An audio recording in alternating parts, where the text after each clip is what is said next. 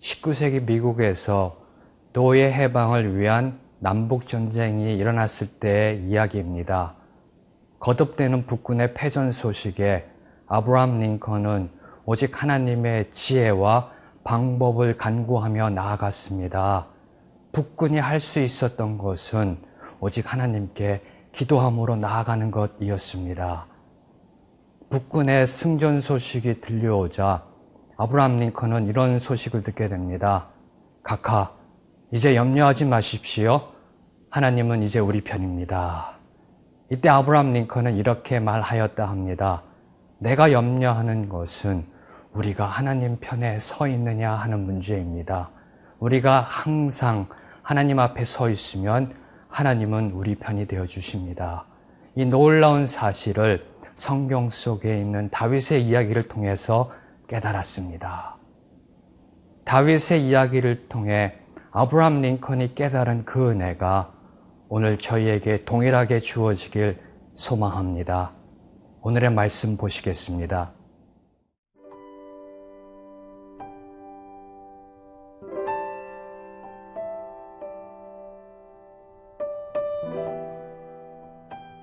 사무엘상 30장 1절에서 20절 말씀입니다. 다윗과 그의 사람들이 사흘 만에 시글락에 이른 때에 아말렉 사람들이 이미 네겝과 시글락을 침노하였는데 그들이 시글락을 쳐서 불사르고 거기에 있는 젊거나 늙은 여인들은 한 사람도 죽이지 아니하고 다 사로잡아 끌고 자기 길을 갔더라. 다윗과 그의 사람들이 성읍에 이르러 본즉 성읍이 불탔고 자기들의 아내와 자녀들이 사로잡혔는지라. 다윗과 그와 함께한 백성이 울 기력이 없도록 소리를 높여 울었더라. 다윗의 두 아내 이스라엘 여인 아히노암과 갈멜 사람 나발의 아내였던 아비가일도 사로잡혔더라. 백성들이 자녀들 때문에 마음이 슬퍼서 다윗을 돌로 치자 하니 다윗이 크게 다급하였으나 그의 하나님 여호와를 힘입고 용기를 얻었더라. 다윗이 아히멜렉의 아들 제사장 아비아달에게 이르되 원하건대 에봇을 내게로 가져오라. 아비아달이 에봇을 다윗에게로 가져가매 다윗이 여호와께 묻자와 이르되 내가 이 군대를 추격하면 따라잡겠나이까 하니 여호와께서 그에게 대답하시되 그를 쫓아가라. 내가 반드시 따라잡고 도로 찾으리라.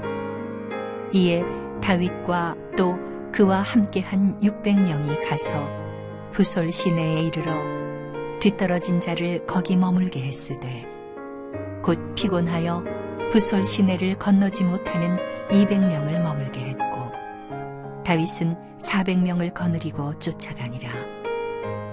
무리가 들에서 애굽 사람 하나를 만나 그를 다윗에게로 데려다가 떡을 주어 먹게 하며 물을 마시게 하고 그에게 무화과 뭉치에서 뗀 덩이 하나와 건포도 2송이를 주었으니 그가 밤낮 사흘 동안 떡도 먹지 못하였고 물도 마시지 못하였음이니라.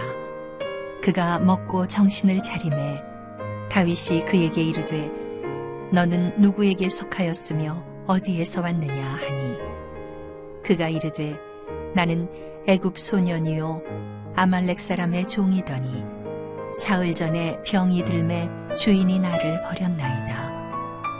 우리가 그렛 사람의 남방과 유다에 속한 지방과 갈렙 남방을 침노하고 시글락을 불살랐나이다. 다윗이 그에게 이르되 내가 나를 그 군대로 인도하겠느냐 하니 그가 이르되 당신이 나를 죽이지도 아니하고 내 주인의 수중에 넘기지도 아니하겠다고 하나님의 이름으로 내게 맹세하소서. 그리하면 내가 당신을 그 군대로 인도하리이다 하니라. 그가 다윗을 인도하여 내려가니 그들이 온 땅에 편만하여 블레셋 사람들의 땅과 유다 땅에서 크게 약탈하였으므로 말미암아 먹고 마시며 춤추는지라. 다윗이 새벽부터 이튿날 저물 때까지 그들을 치매 낙타를 타고 도망한 소년 400명 외에는 피한 사람이 없었더라. 다윗이 아말렉 사람들이 빼앗아갔던 모든 것을 도로 찾고 그의 두 아내를 구원하였고 그들이 약탈하였던 것 곧 무리의 자녀들이나 빼앗겼던 것은 크고 작은 것을 막론하고 아무것도 잃은 것이 없이 모두 다윗이 도로 찾아왔고 다윗이 또 양떼와 소떼를 다 되찾았더니 무리가 그 가축들을 앞에 몰고 가며 이르되 이는 다윗의 전리품이라 하였더라. 이스라엘과의 전쟁이라는 최악의 상황에서 하나님의 인도 섭리하심으로 시글락으로 돌아오게 된 다윗과 그의 무리는 아멜렉에 의해 침략당하고 불타버린 시글락을 보게 됩니다. 더 나아가 그의 아내들과 자녀들까지 포로로 잡혀간 사실을 알게 됩니다. 이에 대해 다윗과 그의 무리는 울 기운이 없을 때까지 울었다라고 오늘의 말씀은 이야기합니다. 다윗과 함께한 사람들의 슬픔은 곧 다윗을 향한 분노로 바뀌어 다윗을 원망하고 돌로 쳐 죽이려 합니다. 함께 동고동락했던 사람들의 배신과 원망, 이 절대절명의 위기 속에 다윗은 자신을 변호하거나 그 사람들을 설득하려 하지 않고 여호와 하나님을 힘입어 용기를 얻었다라고 기록하고 있습니다. 6절에 보면 백성들이 자녀들 때문에 마음이 슬퍼서 다윗을 돌로 치자 하니 다윗이 크게 다급하였으나 그의 하나님 여호와를 힘입고 용기를 얻었더라. 세상 격언은 이렇게 이야기합니다. 이 세상에 불가능한 일은 없다. 단지 그것을 이룰 용기가 없을 뿐이다. 이 격언이 주는 메시지는 어떠한 상황 속에서도 저희가 최선의 용기를 다하고 있느냐 하는 것입니다. 오늘 말씀은 저희들에게 분명한 메시지를 던집니다. 오직 하나님 그분만을 힘입고 나아갈 때 진정한 능력의 용기가 주어진다고. 세상 사람들은 위기 속에 거할 때 힘있고 권력 있는 사람들을 찾아갑니다. 동창의 명부를 엽니다. 성공한 친구들이나 친인척들의 얼굴들을 떠올립니다. 그러나 성경은 저에게 말합니다. 여호와 하나님만이 우리의 산성이요 피할 바위요 구원의 뿌리다. 저희가 삶을 살아가면서 위기가 올 때, 두려움이 엄습할 때 사람이나 물질을 의지하느냐 아니면은 여호와 하나님 앞에 무릎 꿇고 그분의 도움을 구하느냐, 바로 이 질문이 위기 속에서 용기 있는 삶을 사는 방법을 알려주게 될 것입니다. 다윗은 하나님의 인도하심 속에 힘입고 용기를 얻어서 에봇을 가지고 오게 한 다음에 하나님께 문의합니다. 아멜렉을 추격할까요? 그때 하나님은 말씀하십니다. 아멜렉을 추격하라. 이 말씀을 듣고 다윗과 그의 무리는 아멜렉을 쫓아갑니다. 그들이 부솔 시내에 이르렀을 때 지난 3일간의 여정 속에 피곤하여 지친 200명은 남게 됩니다. 그 나머지 400명과 다윗은 계속해서 아멜렉을 추격하며 나아갑니다. 오늘 이 이야기 속에 저희에게 던져주는 큰 도전이 있습니다. 다윗은 하나님께 기도했습니다. 그리고 하나님의 그 응답을 들었다 합니다. 하나님의 음성을 들었다. 저희가 하나님의 음성을 듣고 말씀을 들을 수만 있다면 그 어떤 고난 위기 속에서도 두려워할 이유가 없습니다.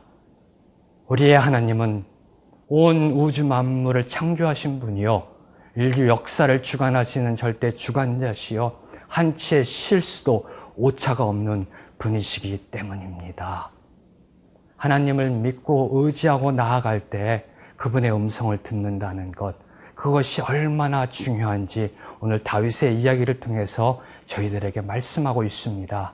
그러나 문제는 우리의 마음속에 울려 퍼지는 그 소리가 우리의 의지의 소리인지 하나님의 음성인지 악한 영의 장난인지 이것을 분별하는 영의 민감함이 필요합니다. 다윗은 항상 하나님과 소통했고 하나님의 음성을 곧바로 알아들었습니다. 예수님께서도 말씀하셨습니다. 내 양은 내 음성을 듣는다. 저희에게 하나님의 음성을 듣는 훈련이 필요합니다. 그것이 바로 큐티입니다. 그것이 바로 생명의 삶입니다. 매일매일 하나님의 말씀을 묵상하고 그 묵상함 속에 깨달은 대로 실천하며 살아가는 그 삶 속에 저희의 영은 정금같이 단련해집니다. 20세기 필리핀에서 선교사로 헌신하셨던 프랭크 루박 목사님은 그의 사역을 정리하시면서 이렇게 말씀하셨습니다. 제가 한 것은 한 가지입니다. 하나님 아버지의 음성을 듣기 위해 창문을 활짝 열어놓은 것밖에 없습니다. 하나님의 음성을 듣고 그분이 일러주는 대로 그대로 순종하기만 하면 되니까요. 이 하나님의 음성을 듣고 그대로 실천해 나가는 삶, 이것이 저희에게 던져주는 오늘의 도전입니다. 하나님은 오늘도 지금 이 순간에 저희에게 말씀하고 계십니다. 그 말씀을, 그 음성을 듣게 되시는 저와 여러분이 되기를 주님의 이름으로 축복합니다.